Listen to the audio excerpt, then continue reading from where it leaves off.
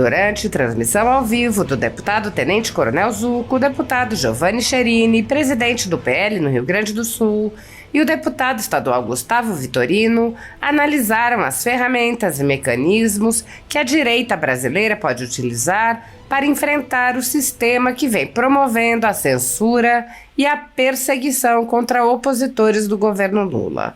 Questionado sobre a iniciativa de parlamentares da oposição de propor e promover um boicote a candidatos do PSD nas eleições municipais, os deputados apoiaram a iniciativa. Gustavo Vitorino apontou: "Vamos deixar bem claro, o PSD é o partido do Kassab. O Kassab não tem um partido político, tem um balcão de negócios." Vitorino explicou que os eleitores devem buscar candidatos que tenham posições firmes e não negociem seus posicionamentos. Ele disse: "Lembre-se na próxima eleição, o sujeito que fica em cima do muro não presta. Tem que ser: olha, eu voto no Bolsonaro ou no Lula, eu sou de direita, sou conservador, liberal, ou a favor da esquerda, extrema esquerda, comunista, socialista ou ista desse. O cara que fica, pois é, tem que ver de acordo com a circunstância, esse é oportunista, esqueça. E o símbolo disso hoje é o Kassab, o 55, o Rodrigo Pacheco." O deputado Giovanni Cherini alertou sobre a alegação de que tanto faz, que mascara exatamente o adesismo de quem só quer se aproximar do poder. Ele disse: "Nós tivemos, assim, muitos empresários, muitas pessoas grandes e fortes apoiando o Bolsonaro na época dos 4 anos de governo dele. Hoje a gente vê muito tanto faz, sabe? Por interesses. E o Bolsonaro quebrou isso. Ele quebrou essa história da mídia que recebe o dinheiro e fala bem de quem paga. Aí é a mídia, é o próprio STF, as indicações de ministro. Quem imaginava que o advogado do Lula viraria ministro do STF, que um comunista viraria ministro do STF? A gente podia imaginar qualquer coisa nesse planeta Terra." Cherini prosseguiu: "Nós não podemos brigar na direita. A direita não pode ser desunida e ficar brigando por beleza, porque o tiro é bem no nosso coração, o dia inteiro, em todo lugar. Você tem a mídia contra nós, você tem o STF contra nós." O deputado exemplificou com a disputa ao Senado em 2026. Ele disse: "Um cálculo que eu faço, por exemplo, nós temos no Rio Grande do Sul agora a eleição de 2 senadores. Um voto já é nosso, que é o voto do Luiz Carlos Reis. Então, nós não vamos mudar nada em Brasília se nós elegermos um senador. Nós vamos trabalhar para eleger 2. Cherini expôs a necessidade de alianças para eleger 2 conservadores e comparou: "O sistema já se organizou. Não sei se já percebeu, já tem uma decisão. O Eduardo Leite se acertou com o governo do PT. O Pimenta deve ser candidato a governador e o Eduardo Leite candidato a senador. Então, o sistema se organiza. Então, nós também temos que entender isso. E não adianta eleger um senador. Não vai mudar nada o voto em Brasília para o impeachment do STF."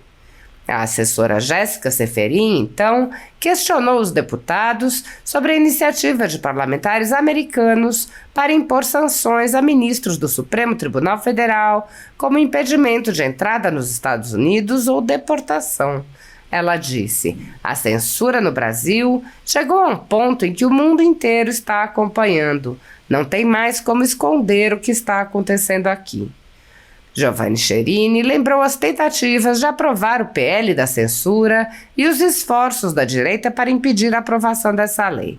Ele relatou: "O Arthur Lira queria muito votar o projeto da censura para regular as redes sociais. Agora a pergunta era: quem vai ser a pessoa que vai dizer aquilo que é fake news, aquele que não é? Vai ser o seu Alexandre de Moraes? E aí ele vai censurar quem? Somente quem é da direita?" Depois voltou de novo e felizmente nós não aprovamos. Mas aí o Alexandre de Moraes acabou fazendo dentro do TSE. E essa censura está aí hoje, nas eleições municipais. É cheio de regras que não são leis, que o parlamento não fez.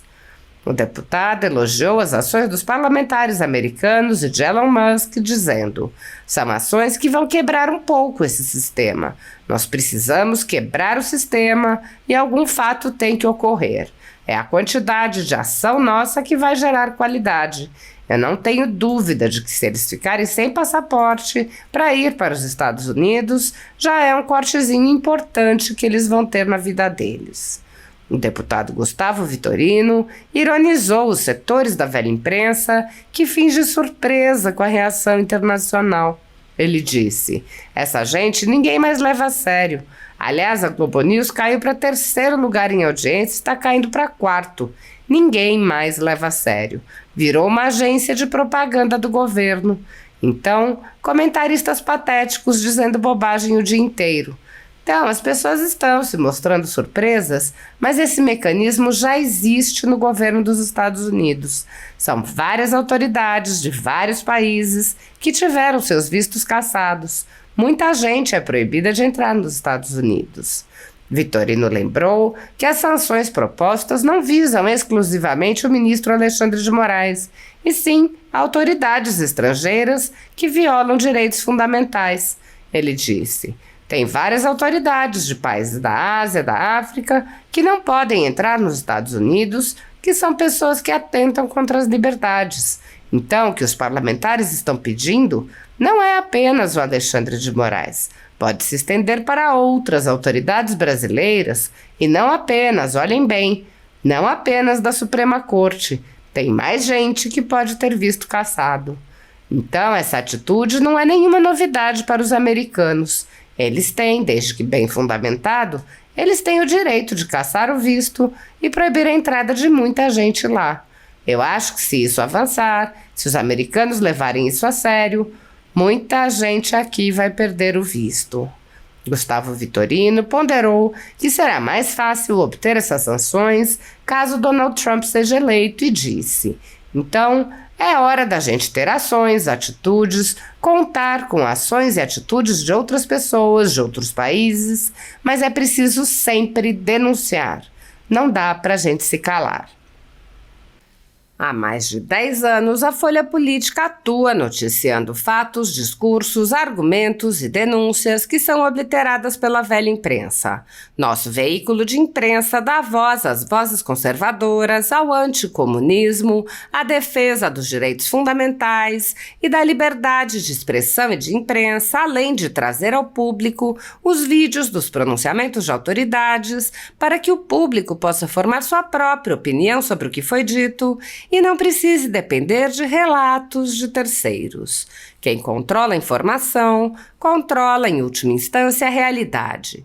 Grupos monopolísticos e cartéis que se associam com o intuito de barrar informações contrárias ou inconvenientes atuam em conluio com a finalidade de aniquilar qualquer mídia independente, eliminando o contraditório e a possibilidade de um debate público amplo, honesto, abrangendo todos os feixes e singularidades dos mais diversos espectros políticos. Controlando as informações, o cartel midiático brasileiro tenta excluir do debate e, em última instância, da vida pública, os conservadores e os veículos que dão voz a essas pessoas. A renda de mais de 20 meses de trabalho da Folha Política está sendo confiscada a mando do ministro Luiz Felipe Salomão, ex-corregedor do TSE, com respaldo e apoio de Luiz Roberto Barroso, Alexandre de Moraes e Edson Fachin. A decisão confisca de forma indiscriminada todas as receitas advindas do YouTube, indicando claramente que a intenção não é a de excluir conteúdos específicos, mas sim de calar o canal e eliminar o jornal. Anteriormente, a sede da Folha Política foi invadida e todos os equipamentos do jornal foram apreendidos a mando do ministro Alexandre de Moraes em inquérito que foi arquivado por falta de indícios de crime. Se você apoia o trabalho da Folha Política e pode ajudar, doe qualquer valor à empresa Raposo Fernandes por meio do Pix, cujo QR Code está visível na tela, ou por meio do código ajude@folhapolitica.org.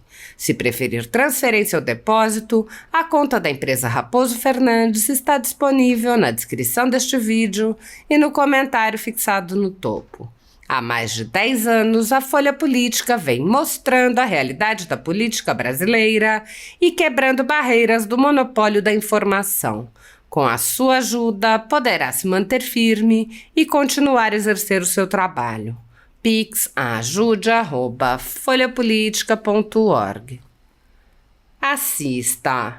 Então, o que vocês acharam dessa medida, né? Porque é muito fácil pressionar aqueles que estão do nosso lado, mas tem um monte de gente, como vocês falaram, que fica em cima do muro, que é quem fica amarrando, né, as coisas. Bom, o Gustavo Gatti foi cirúrgico, né, Sherini?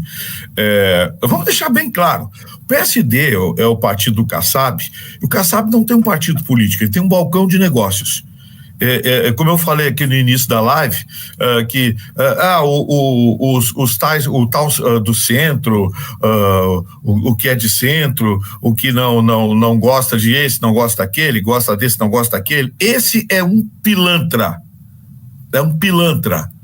O Kassab, o partido do Kassab, é um símbolo do balcão de negócios em que se transformou um partido político. Ele tem senadores... Ele negociou os votos na CPMI, né, para ganhar 3 ministérios. Isso aí é falcatrua. É um baita falcatrua. Ele tem 3 ministérios. Esse Kassab é um câncer na política brasileira e ele precisa urgentemente ser cancelado. O seu partido, o número 55, porque ele é um adesista. Ele é um absoluto adesista. Ele não é centro, ele não é coisa nenhuma. Ele tem um balcão de negócio. E a gente está vendo que, infelizmente, eu não sei como esse partido conseguiu botar 14 senadores. Porque aquela história, não é bem isso, não é bem aquilo, e aí enrola. Então, você que está nos assistindo, lembre-se, na próxima eleição, o sujeito que fica em cima do muro, esse não presta. Não presta. Ele tem que ser, olha, eu voto ou no Bolsonaro ou no Lula. Eu sou de direita, sou conservador, liberal, ou eu sou de esquerda, extrema esquerda, comunista, socialista, ou um ista desse. O cara que ficar, tem que ver de acordo com a circunstância, Não, esse é oportunista. Esqueça. E o símbolo disso hoje é o Kassab, o 55, Rodrigo Pacheco. Essa história do tanto faz, né? Em 98, quando foram eleger o Chávez na Venezuela, todo mundo lá dizia, tanto faz. Também tanto faz quem ganhar, quem não ganhar. Aí depois veio o Maduro, eles continuaram dizendo tanto faz. E o tanto faz acontece muito agora. Nós tivemos, assim, muitos empresários, muitas pessoas grandes aí, fortes, apoiando o Bolsonaro na época dos 4 anos do governo dele. Hoje, a gente vê, assim, muito tanto faz, sabe? Por interesses. E o Bolsonaro quebrou isso. Ele quebrou essa história da mídia que, recebe o dinheiro e fala bem de quem paga, né? Aí é a mídia, aí é o próprio STF, as indicações de ministros. E quem imaginava que o advogado do Lula viraria ministro do STF? Que um comunista viraria ministro do STF? Rapaz, a gente podia imaginar qualquer coisa nesse planeta Terra. Aliás, eu às vezes me acordo de madrugada e tenho um pesadelo, porque eu não consigo imaginar quando o pessoal diz assim, presidente Lula. Cara, presidiário Lula, presidente Lula. Como é que isso acontece no Brasil? Não tem explicação. A explicação é a reorganização e a organização do sistema. Por isso que nós temos que atacar, nós não podemos brigar na direita. A direita não pode ser desunida e ficar brigando por beleza, porque o tiro vem no nosso coração o dia inteiro, né? Em todo lugar. Você tem a mídia contra nós, você tem o STF contra nós, aí você tem hoje órgãos da mídia que deveriam estar nos ajudando, graças à rede social. A rede social que nos salva. Mas aí surge um Pablo Marçal, né?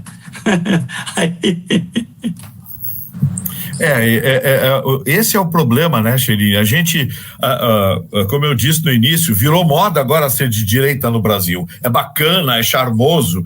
Eu sou de direita. Aí você vai ver, o sujeito é um oportunista. E isso é que nos incomoda. E mais, Sherini, esses oportunistas invariavelmente atiram para dentro da própria trincheira. O tenente-coronel Zucco sabe disso. O pior covarde não é aquele que foge da luta, é aquele que atira para dentro da trincheira. E tá cheio de gente assim. Tá cheio de gente que simplesmente se diz de direita, conservador, e fica atacando conservadores de direita. Então, assim, por exemplo, o PL é o partido-alvo, né? É o partido-alvo. Mas existem conservadores em outros partidos. O meu partido, por exemplo, tem conservadores, tem bolsonaristas, o PP também tem, coisa e tal. Até outros partidos, aí vou citar, mas tem gente que, o Bolsonaro é o cara. Mas o que acontece? As pessoas passam a bater nessas pessoas e o que é pior, quem bate está dentro da própria trincheira. É isso que nós não podemos e é isso que eu peço às pessoas que entendam. Vocês, por exemplo, já viram o PT brigar com o PT? Não.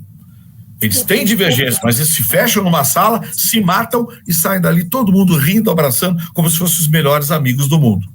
Né? Todo mundo sabe que tem gente do PT que odeia gente do PT, gente do PSOL que odeia gente do PT que odeia gente inclusive do o PT criou as tendências, que na verdade hoje a direita, ela poderia dizer assim, nós somos um partido de direita, o 22, mas nós temos tendências dentro do republicano, tendências dentro do PP, e que nós temos que identificar essas tendências e trabalhar junto. Esse é o próximo passo que eu imagino que nós temos que fazer após, Vitorino, as eleições municipais. Nós vamos ter que pintar esse quadro, esse mapa nosso aqui, e nós vamos ter que dizer, esse aqui se elegeu do republicano, vamos trazer para cá, para nós sentarmos na mesma mesa, porque em 26, ninguém vai ganhar a eleição sozinho no estado. Nós vamos ter que fazer alianças, né? E o deputado Zucco sabe que a gente tem uma missão agora aqui de mudar. Veja bem, um cálculo que eu faço, por exemplo, nós temos no Rio Grande do Sul agora a eleição de 2 senadores, tá? 2 senadores. Um voto já é nosso, que é o voto do Luiz Carlos Reis. Então nós não vamos mudar nada em Brasília se nós elegermos um senador. Nós precisamos trabalhar para eleger 2. E aí quais serão os 2 de direita que nós vamos trabalhar para eleger? Vamos colocar alguém de outro partido também para participar desse processo? Eu acho que sim. Eu acho que nós temos que ter a grandeza para eleger 2, porque o sistema já se organizou. Não sei se você já percebeu. Já tem uma decisão aí, o Eduardo Leite se acertou com o governo do PT, isso, se acertou com o governo do PT, o Pimenta deve ser o candidato a governador e o Eduardo Leite candidato a senador. Então o sistema se organiza. Então nós também temos que entender isso. E não adianta, eleger um senador não vai mudar nada o voto em Brasília para os impeachments do STF. Então isso é uma tarefa muito importante pós-eleição municipal, Vitorino e Jéssica, que nós vamos ter que fazer. Eu acho que nós precisamos fazer o que, por exemplo, o Gustavo Gayer está fazendo, dando nome aos bois. Uhum. Nós precisamos ter a maioria no Senado, e eu tenho a impressão que o Rodrigo Pacheco não botou ainda em votação o impeachment do ministro Alexandre de Moraes, porque ele sabe que não tem os votos. Ele vai se desgastar e vai acabar perdendo pontos, digamos assim. Agora, a partir do momento que se souber que tem a maioria, bota em votação sim. Só que eu quero levantar uma questão aqui. Será que o Alexandre de Moraes é sozinho o problema do Brasil? Não, ele é parte da máquina. Porque o Alexandre de Moraes vai sair e vai entrar o Flávio Dino. Semana passada, o Flávio Dino tomou o lugar do parlamento brasileiro, determinando mudanças no orçamento, estabelecendo prioridades. Ou seja, retirou a autoridade do executivo e do legislativo com uma canetada. O Flávio Dino vai fazer o trabalho sujo do Alexandre de Moraes. Então, nós temos que enfrentar o sistema. É como o presidente Chirino está dizendo. Nós temos que colocar a gente nossa nas câmaras de vereadores, nas prefeituras e começar em 2016 uma campanha forte para que nós tenhamos a direita assumindo cargos estratégicos, assumindo lentamente o parlamento, não apenas em Brasília, mas também nos estados. Porque não adianta a gente pensar que comendo a cereja do bolo, o bolo é da gente. Não. A esquerda passou 2 décadas cupinizando a máquina pública e hoje a máquina pública literalmente está nas mãos da esquerda. Mudar isso não vai ser substituindo um ou dois nomes, vai ser substituindo o sistema, enfrentando o sistema. Por isso que o presidente Cherini tem dito, gente, vamos votar na direita, vamos votar nos liberais, vamos votar em conservadores. Não é para ganhar poder na Câmara dos Vereadores, não é para ganhar poder nos municípios, é para ganhar densidade, estrutura, é isso que nós precisamos. Ou o senhor acha que eu estou errado, presidente? Vitorino, a primeira coisa que nós precisamos no final dessa eleição, dia 7 de outubro, é somar os números, porque esses números serão muito importantes para nós mexermos nesse sistema todo. Porque o que acontece? O Bolsonaro hoje foi num jogo de futebol, lá no Mané Garrincha, e houve assim uma comoção, um negócio incrível, um estádio cheio, não tem uma vaia, todo mundo aplaudindo. Aí ele vai para as ruas, né? Estava em Santa Catarina, teve aqui a semana passada, hoje ele estava ali pertinho de Brasília, né? Aonde ele vai é uma multidão. E o cara que ganhou a eleição arrumou uma desculpa para não ir nas campanhas políticas, de que ele está muito cansado. Mas se ele está cansado, então entrega o cargo. Porque, na verdade, o sistema todo, se você analisar, é o STF, mas é o Executivo, quer dizer, todo um conluio preparado, que, veja bem, ainda nós corremos um risco de haver o impeachment no Senado e o STF derrubar depois esse impeachment. Quer dizer, hoje nós estamos muito vulneráveis. Aliás, cadê a Câmara, cadê o Senado? Não existe mais. Toda lei que eles não tiverem a fim de aceitar, eles vão entrar dizendo que é inconstitucional, porque a lei, hoje a Constituição quem faz é o próprio STF, e esse tal de Alexandre de Moraes, que nós não temos que ter o menor respeito, porque infelizmente ele não respeita a Constituição. E aí o seguinte, aí a nossa campanha que está sendo feita pelo Nicolas, por exemplo, em relação ao PSD, são 14 senadores, nós precisamos de 5 só. Se o Pacheco tivesse afim de fazer o impeachment, de colocar em votação o impeachment, ele pelo menos falava com o senador dele, pelo menos tivesse um senador do PSD, não tem nenhum, né? Então aí é fora Pacheco, é fora Alexandre de Moraes, que afinal, ou é fora Lula, não sei o que nós temos que fazer. O que eu acho agora é fazer uma eleição boa, votar em candidatos de direita, votar em candidato conservador, e chegar dia 7 de outubro nós temos que avaliar. Afinal, como é que foi o resultado? E aí ir para cima deles para 26. Né? Temos que eleger um governador, um senador aqui, temos que eleger o nosso Bolsonaro presidente da República novamente, mas que ele venha com mais vigor, com mais força, porque eu sinto que a cada dia o Bolsonaro está melhor. A cada dia ele está melhor. Então, eu senti isso nele, a vontade que ele tem de voltar a governar esse país. Então, aí eu tenho certeza que nós vamos ter clareza de que o governo tem que ser uma coisa pequenininha, enxuta, e o setor privado, a agricultura principalmente, tem que estar muito empoderada, né, pelo governo.